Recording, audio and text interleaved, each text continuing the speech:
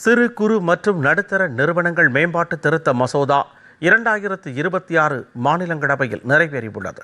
இந்த மசோதா சிறு குறு மற்றும் நடுத்தர நிறுவனங்கள் மேம்பாட்டு சட்டம் 2006 மேலும் திருத்துவதை நோக்கமாக கொண்டுள்ளது.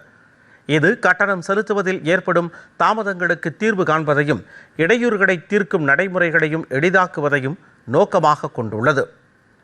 சிறு குறு மற்றும் நடுத்தர நிறுவனங்களிடமிருந்து பொருட்கள் அல்லது சேவைகளை வாங்கும் ஒவ்வொரு மத்திய பொதுத்துறை நிறுவனமும் அதற்கான அனைத்து கட்டணங்களையும் வர்த்தக வரவு தொகை தள்ளுபடி அமைப்பின் மூலம் செலுத்த வேண்டும் என்று இம்மசோதா வலியுறுத்துகிறது. மசோதாவின்படி இடையூறுகள் ஏற்பட்டால் மேற்கொள்ளப்படும் சமரச முயற்சி தோல்வியடைந்தால் அந்த முயற்சி முடிவுக்கு வந்த தேதியில் இருந்து 30 நாட்களுக்குள் நடுவர்மன்ற தீர்வுக்கான நடவடிக்கை தொடங்கப்பட வேண்டும் என்று அந்த மசோதா வலியுறுத்துகிறது.